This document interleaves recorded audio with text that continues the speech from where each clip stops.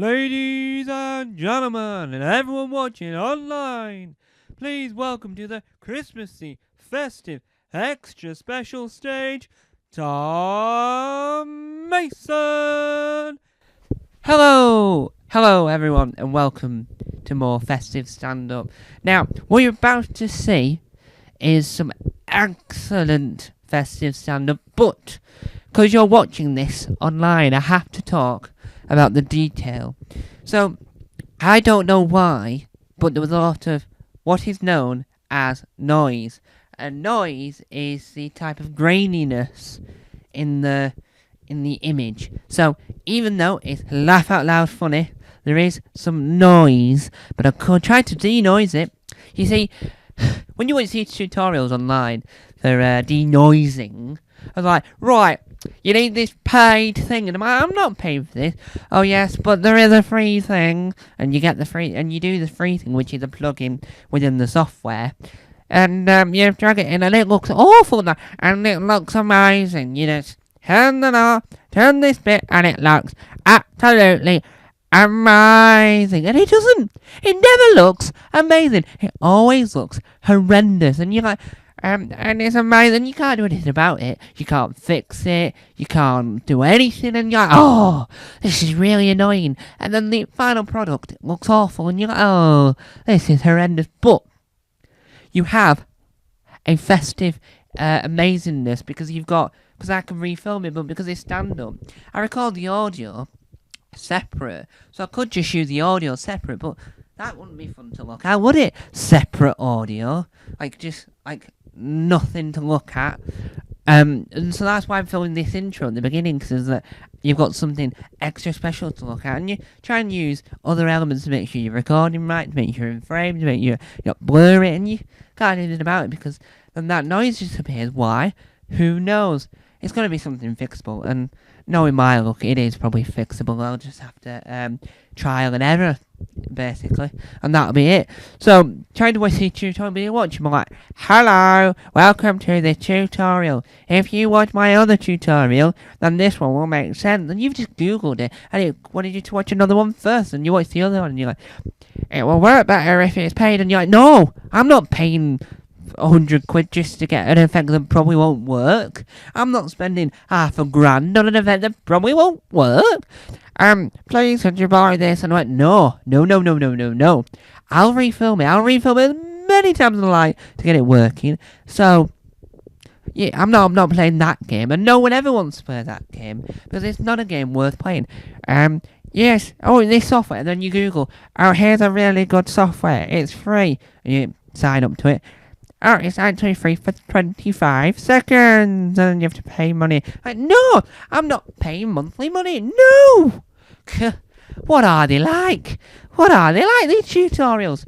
It's a nightmare. It's an absolute nightmare, but it's a comical nightmare because you're like, I could just refilm it. Then you refilm it and twist the setting, and it's still not right. And then you just go, and you walk off and give up. And in the end, it was just a slight issue. And you could have just fixed it very briefly. And part of these tutorials you watch online anyway for these effects, like, it's really simple. 3 hours later, you're still working on it. It's not as simple as they made out. And you just do this, and then it never works. It never works how they make it out to work. It must be some sort of miracle in there, and they must have edited it to make it look like a miracle, but it doesn't work. It never works. You're like, this will work perfectly. And I went, no, it won't work, and it hasn't worked. Oh, this is amazing, and you do this, oh, it's amazing. 4 hours later, I'm still trying to do it, and I've seen this tutorial 10 times, and then it doesn't work, and you're like, oh, and you walk off. Sat navs, they say bear left. Bear left? Where? Where's the bear? And then you go bear right. Where's the bear? What's really annoying about bear left, bear right is that there's no bears. In the UK, I don't know of any bears. Bear, apart from Bear Grylls. The only bear I know in the UK is Bear Grylls. But you look out the window going, bear, bear, bear. And the Bear Grylls goes, what? Hello, you called me? I went, no, not you, bear. I was looking for a bear, not Bear Grylls. Anyway, you go back to your grill, you're going to burn that barbecue. You gotta burn it. And it's not like, if they ever did a Christmassy update, they wouldn't go, polar bear left. Where? polar bear, unless you're in Alaska, it seems. Unless you're in Alaska, that's the only time you can go polar bear left. Because there probably is going to be a polar bear to your left. Or an actual bear to your right. It depends on where you are in America, there probably will be a bear to your right. So, you'll be driving. Bear left. Where? Ah! It's a bear! It's a bear!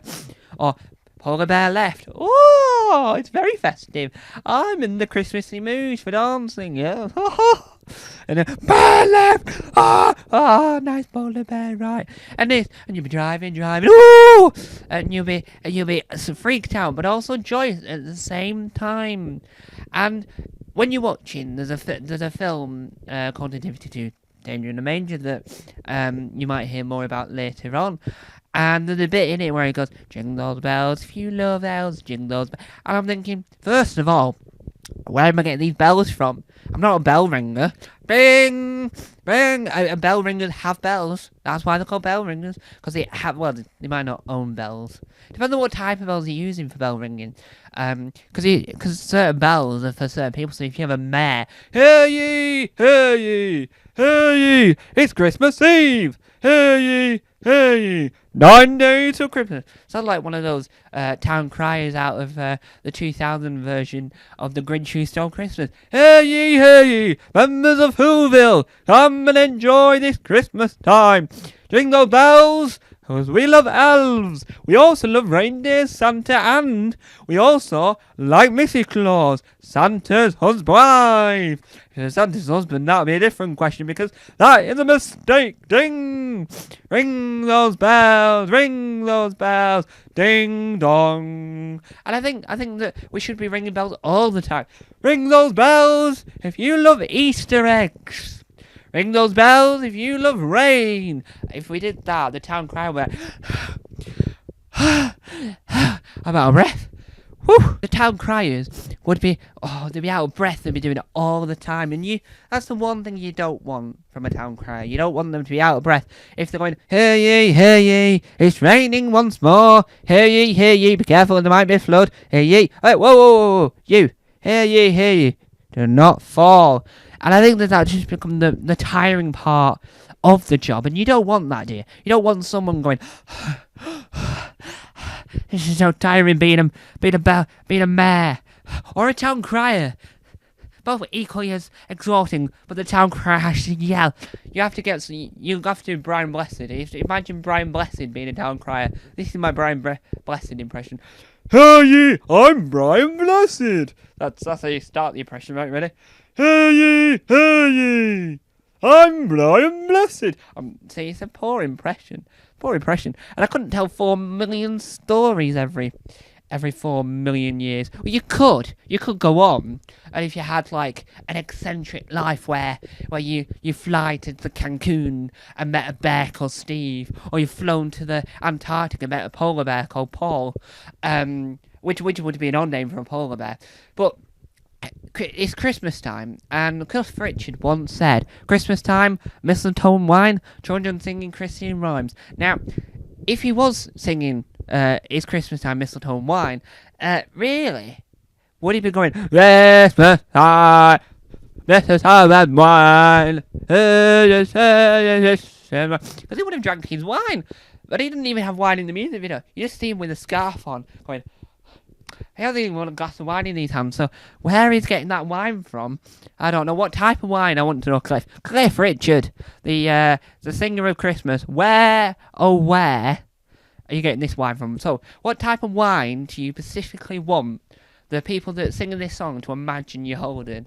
Is it, I don't know the brands of wine, but is it a Christmassy wine?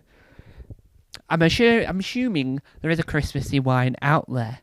And I do think what I want to say is that one thing you should never do on a Christmas dinner, right? Here's a key tip, everyone.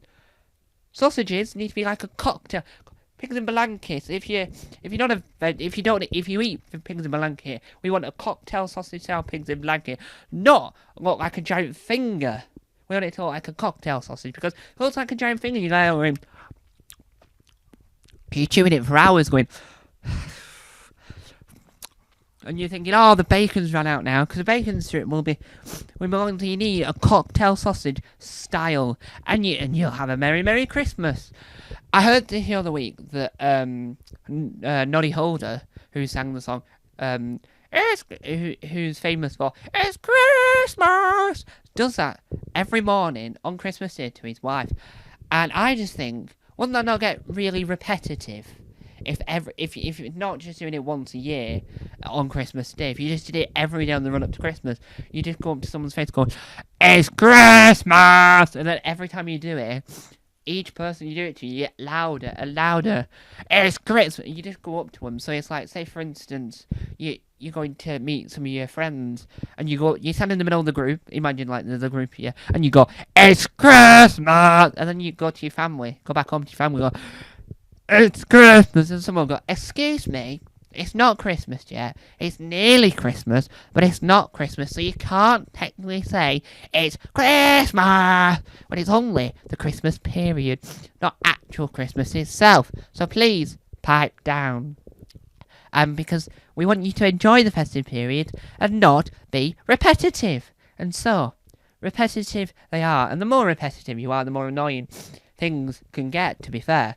Because there's a story, I don't know if I've ever told this, but there's a story, and it's not really Christmassy, but it's still a funny story. So, a few years ago, me, my dad, and my brother all went down when I would say, 7, 8 type age. We went down to London. Now, I've never lived near London. I've always lived like a couple of hours away, like many hours away from London. I'm in the north, not the south.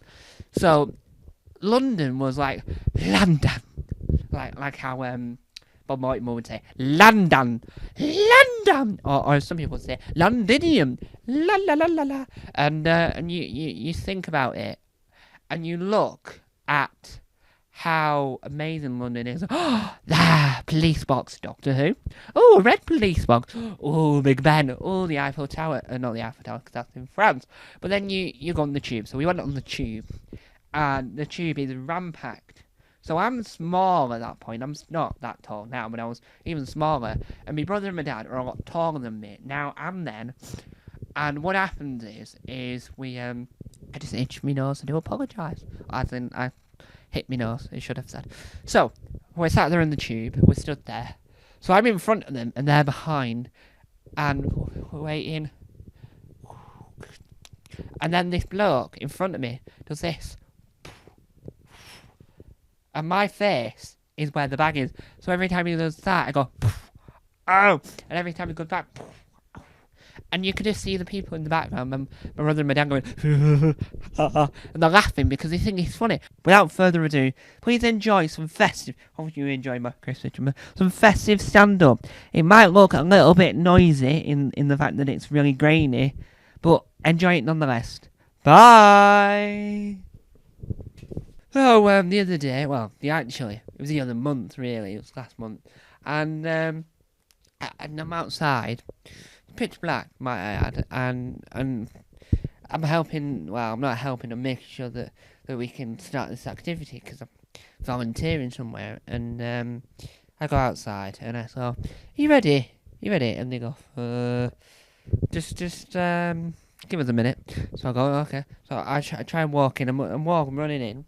It's my impression of running. So I'm running in, and as I stop, I go, and all I see is the shadow on the floor.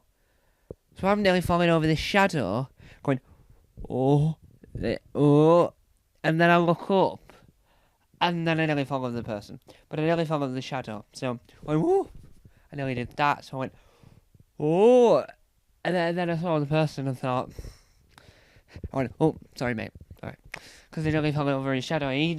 I don't know if he knew I fell over his shadow, but everyone else knew I fell over his shadow because I thought that was quite bizarre. So I said to everyone else, I just, I don't know how to word this, but I just fell over. I nearly fell over someone's shadow. You know, I saw a shadow before I saw a person, and that's it. So I saw that shadow before I saw the person. I went, oh, and then I saw the person going, oh, and then I went, oh, sorry. And we well, I don't know what I don't know what he thought, but I nearly fell over, and that's the prime thing to think about there. I nearly fell over, and I know that's not the end of the world if I nearly fall over, because it's a nearly, not a definite. But me nearly falling over some of the shadow, like a whoop, seeing the shadow before I see the person. That's another ball game. I did go in and then say, give it a minute, and they give him a minute, and everything else went fine. But it was like, I just nearly fell over the shadow. That shadow. I saw a shadow before I saw a person. What am I like? I ask that question quite often. What am I like?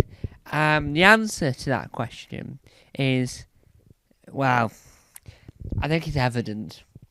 If you nearly fall over the shadow, it's evidence. It's very much evident of what you're like as a person. Me trying to do some walking up and down, stretching myself. So me nearly falling over the shadow is probably just a me thing. So I've got a shadow here, but luckily it's on a wall, so I'm unlikely to fall over that. But if I saw just a shadow on the floor as I'm running like this to make sure I don't fall over, because it's Britain, so it's slightly damp. I don't really want to fall over, so I'm making sure I don't fall over. But I nearly tripped, and it's. I would have fell into the person eventually if I did fall over, but it was like, really, a shadow? How'd you trip over a shadow? I went, you tell me. You tell me. It happened to me, but you tell me. You tell me. What do you think happened there? Because it happened to me. I have no question. I have no answer. But it just happens. The other day, I was watching. Well, the other day I got a notification on my mobile device, my iPad, to say that the BBC iPlayer had added more episodes in the fourth series of the TV show Bangor. And when you watch stuff as a child, you go back now to see if they're still as good as you remember, or just for some fun, because it's a fun thing to do, just going back and watching an old program. Some people do that when they add stuff to other streaming services that they used to watch when they were younger, so Bangor is no exception. But watching it now, you sort of see where some elements don't necessarily work. So here's a broad example. So she walks in, Mrs. Hooley, yeah, the main character. She's about to sing. She sang a song. Everybody, everyone, come inside. It's so much fun. And then she's welcomed in the children, which might I add is a different child each episode, which means different set of children each episode, which means they must have each episode must be a new year for a new set of children. That it was not necessarily needed to know, but I just think that's slightly odd. So then what you do is that she finishes that. She's entertained the kids, right? She's finger painting. So let's say, for example, she's finger painting. So she's doing the finger painting, and then she hears a noise that no one else hears. So let's think. Let's see. And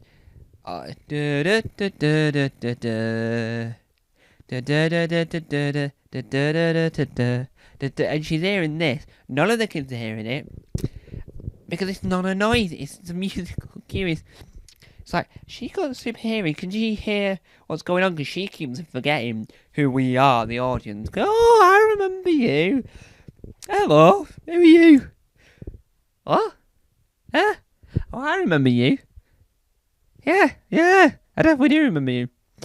Yeah. Anywho, let's crack on. So then they come in. Let's say, for example, I don't know, Maljup, aka Archie the Avenger, not the Avenger. Imagine that, a Bangor character as an Avenger. We have Archie the Avenger. No, I'm an inventor. Yes, and he'll invent us all our suits. No. I only invent things that use yogurt pots. How much yogurt do you drink? I actually don't. I collect off all the others. Well, why do you use yogurt pots? It's not very creative. The only invention he's ever made is a robot, but the rest of it's all done with yogurt pots. That's not really a form of invention, is it? Well, the robot is, but the yogurt pot puppet isn't. Necessarily because it already exists elsewhere, and invention is something that never exists. Anyway, so he comes in and he's like, "Oh, try to come up with ideas for the children later because I'm coming in to do a talk." Yeah. And do you have any ideas? And Miss Healy would go, "Oh, you could go and have a conversation with Josie Jump, because well, she might know." So he then says, "A great idea. I'll go to Josie Jump." Now he's already said, "I'll go to Josie Jump." So what does this mean? Right, and then he walks off, and she says, "I wonder which colour house you'll go to today." And then he starts singing, "Which colour house am I going to? Tell me, what do you think?" And then he lists off all the houses, including his own house. So he lists his own house and Josie's house. And then we have to wait until the audience go, "It's the yellow house," in a Scottish accent. I'm not going to attempt that. And he's like, "What? Hang on."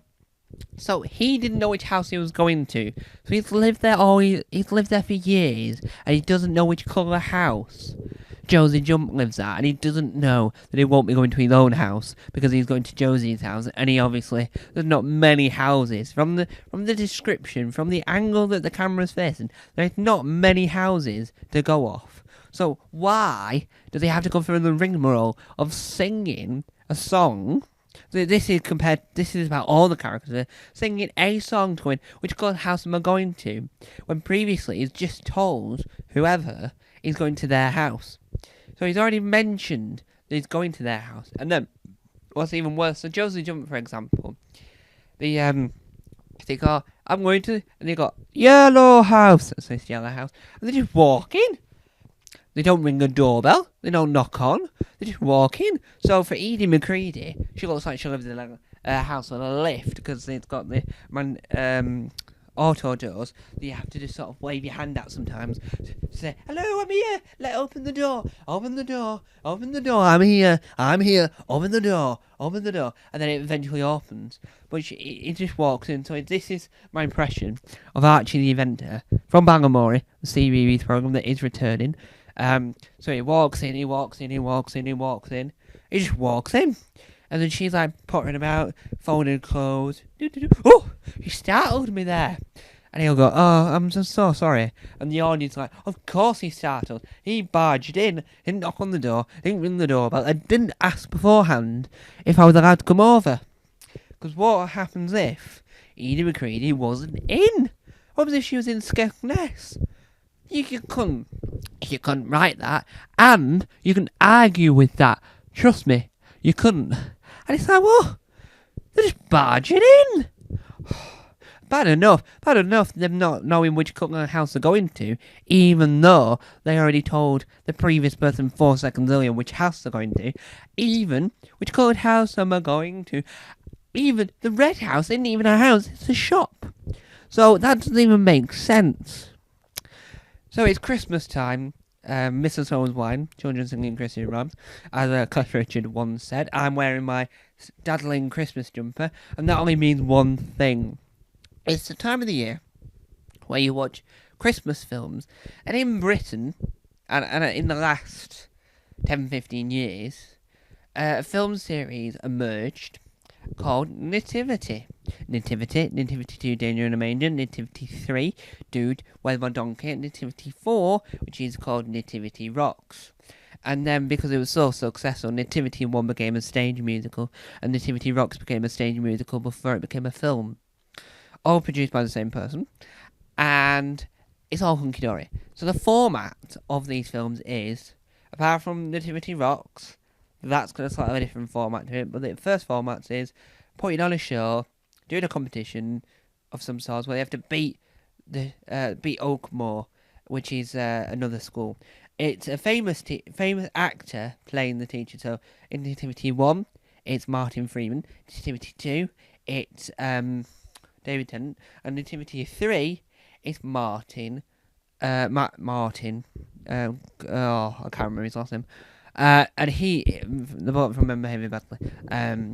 It'll come to me. His name, and his last name will come to me. And the adventures happen. Mr. Poppy is the running character, apart from the fourth one that's there. So the films are all hunky dory happy. I have no issue. But rewatching the second film, you think there is some issues there. A lot of issues, might I say. And I don't think anyone's ever picked up on them. So David Tennant is our main actor, our main teacher for this story. And he's moved to the area. He's got his wife, Joanna Page, pregnant. She's pregnant, she's pregnant already. She's nearly at due date. He then goes to St. Bernadette's to be the teacher. So, he is a sensible... This is the issue. This is where the comedy comes from. So he is a serious teacher. He's like, right, you, get your hat off. Yes, you, get your hat off. Oh, that's a lucky hat. Oh, right. So, what we've been learning beforehand, we were going to do the song for Christmas. What song for Christmas? And it goes on, the film goes on. So, he's this serious. No, we're not doing that. No. She said no, we said no. So it's like, he's being serious, he's taking every rule by seriousness. Until the moment he gets kidnapped, right? And then obviously, he is out of control. He has lost his seriousness. No. And then the Oakmore lot swap the sign to Wales, because this is where the competition is. They swap the sign to Wales, right? It's gone that way. So they've gone the wrong way, and David Tennant's gone along with it because he's tied up. But once he's free, he's like, right, hang on, we're going to go this way. Yes, we can climb a mountain if you... Oh, so... That's the song that's playing. Oh, so... He doesn't bat an island and he's trapped in a forest. The serious one, the one that's there to look after the children, to keep it on track, is like, yeah, I'll happily abseil down this rock with a donkey. Yes, I'll go down. I'll definitely kayak, canoe, whichever one it is that you do on your own, down the rapids. I'll definitely have this child on my shoulder whilst walking through a wood. And you go, a wood? Why would you want a wood? What? That makes no sense. He was 1 minute going, take that hat off. You don't have hats on in here. And now he's like, yes, I'm happy to walk down this wood. Yes, this wood. Yes, let's go down this wood. Come on. And he's happy to just walk down this wood. It's like his moral compass went, I've been tied up. Oh, I'll do it. So then you think nothing of it, right? And you think, it's just a jolly film now. Let's just watch this and not think any more about it. So, it comes hours later into the film. Not hours later, but like half an hour later, probably. Into the film. And what do we see? Well, we see the Oakmore lot walking. So they walk in. Hello, we're Oakmore. We'd like to sign up for a song for Christmas. Register, sorry. Sign in. That's the correct word. Sign in, please. You're going, okay. Could you just sign here? So he signs there. And you get the atmosphere of the building. Now, what's been happening in the background of all this is the parents have been angry because the parents didn't know the children had gone for a song for Christmas, and not all the kids have gone to the song for Christmas to help cover up the fact that the song for Christmas was happening. And some of the kids, it was their final time in the series, in the Nativity franchise, so they were gonna sing their heart out at the end to go, "It's our Lord's Christmas together, Santa on a sleigh," and that, and so forth and so on. I'm not gonna do singing impressions anymore. And you didn't think nothing of it until it turns up they've arrived in Wales, at the castle, and the St. Bernadette's aren't there. So they've not ignored the fact that the sign for Welsh Castle, was pointed the opposite direction to where the castle actually is. And they've not made that clear to anyone watching, yes, anyone watching, that the castle side had been moved, and they went, "We're here. Where are they?" "Well, they're not here yet." "What do you mean they're not here yet?" They've had to trek, because their car boat thing is broken down. They've had to trek all these mountains to find out that them lot have gone, use their common sense and go, "That sign doesn't look right. Shall we go the other way? Shall we go the other way? Shall we? Shall we? Shall we?" Yeah, but they've not made that clear in the film, so they might have got lost and gone the other way. It makes no sense. It makes no sense. And at any point in the film, did the sun start to go down? So why were they pitch black in the end? No one knows, and it couldn't have taken that long. There would have been a lot more issues, a lot more upset kids, a lot more panicking people if that really did take as long as it looks like it did. But it is the Christmas time, so the hours do come closing in.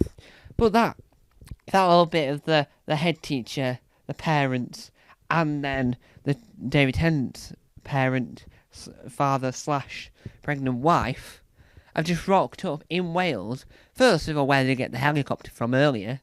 They saw everyone on a helicopter. Where they get the helicopter earlier. Second of all, they never mentioned that they didn't come by car. On that helicopter, when you see the shot of the helicopter, you see Joanna Page, and I think that's about it. You do not see everyone else that arrived at the same time as Joanna Page. And you don't see a helicopter ever again.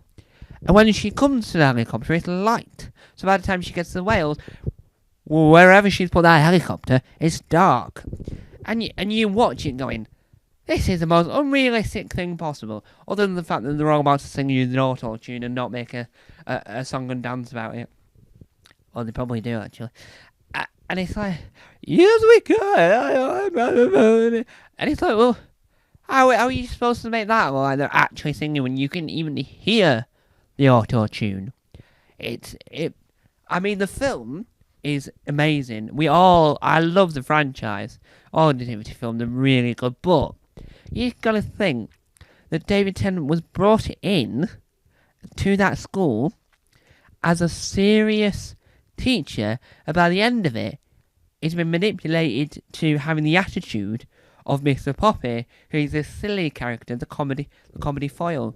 And David Tennant has a hard job in this film with two characters, himself and his twin identical brother Roderick. And that's hard enough, because Roderick's like, he's really serious. And he's like, oh, I'm really serious as well. No, I'm just tricked with a donkey and a baby and someone dressed in a onesie that looks like a sheep. Yeah, I'm really serious. I really want to get good marks off Ofsted. Yeah. And then he leaves. By the third film, he's not even in it. What are you like?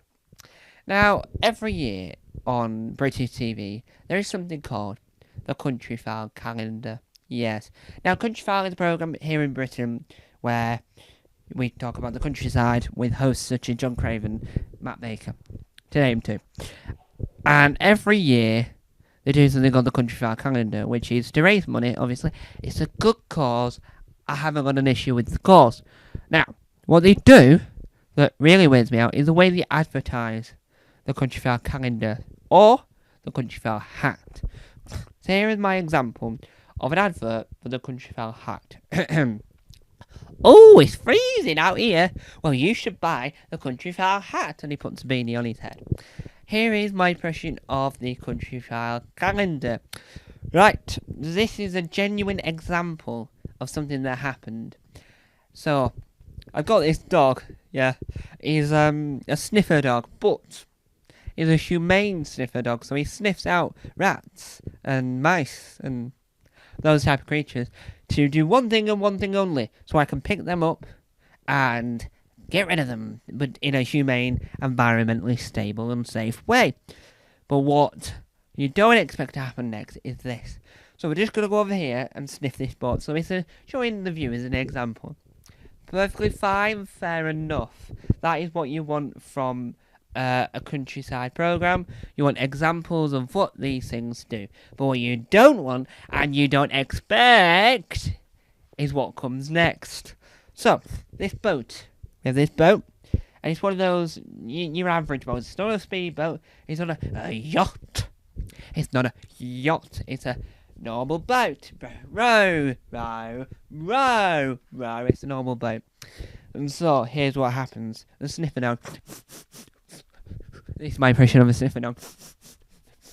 And then it goes, oh, what have you found? What have you found? I wonder what's in here. And she picks it up. Oh, look. It's a country-found calendar. Yeah, I didn't expect that to be in there. So she picks it up and then it cuts to John Craven going, and you can buy the country-found... This is my impression. Poor impression. I'm not going to ever... You can buy the country-found calendar by calling this number. Or going on that website. It's your 2025 calendar. It's amazing. It's perfect. And it's it's well worth it. I highly recommend you get the Countryfile calendar for 2025. There's a seal on it. I'll give that the seal of approval. There's an otter. I can't utter believe it. There's a lion. I hate lion. And there is a cheetah. No, I didn't cheat. And there's a penguin. Yeah, I don't know the penguin. An emperor penguin. A king penguin. And it goes on, and then they move on. Next segment, please. Next segment, please. Next segment, please. And they go on with themselves. Or at one point is another example. You see some babbling brooks. If we all know what babbling brooks mean. That's if we all do. Because I don't. Anyway, so you see like hills, perfect. Oh, what a lovely view. Oh, look. It's a Countryfile calendar. You can buy this Countryfile calendar from the phone number, from the link. There's a seal. I'll give that the seal of approval. Otter. And 4 types of penguins for every day of the year. And it's an otter doing this. Or it's a seal doing that. That's my impression of a seal. Or it's a penguin going that. Or a penguin. Or another penguin doing this. Because he's trying to make sure they're keeping the egg warm while keeping his arms warm. It's like a penguin trying to keep his hands warm near a fire. Oh, fire. Keep warm. See, penguins, they don't look like they can keep warm, but they probably could. I don't think they'll be near a fire. You don't see a penguin going that, going, I feel so cold, but I also feel festive. I'm a festive penguin. I'm a festive penguin. You don't get that. You don't get a penguin that wants to sit near a fire. You don't get a seal near a fire. Or a polar bear near a fire. Well, you probably do get a polar bear near a fire, because they're trying to scare off people that live near the polar bears, because I now know a few people. I now know where polar bears are, not just in the North Pole, not in the usual inhabitable areas of it. I now know that Alaska has polar bears. Didn't know that before. You learn something new every other day. Yes, you do. And so, as you know, every year the Countryfile calendar is there, and you can't get away from it. But you can't get away from the Countryfile beanie either, which is what we mentioned previously. But they're all like, oh, it's cold out here today. I'll keep my head warm. It's that impression. You can't put a beanie on you. Well, you could put a beanie on your hand, but that isn't what they're made for. Because they're the Countryfile beanie that's in yellow. Yes, definitely when you're in the wild, you're definitely going to get easily captured. So I wouldn't wear that on a nature walk if I was you. Unless you want to be hunted by prey. As I don't. And so, there you have it. Thank you. Merry Christmas. Good night.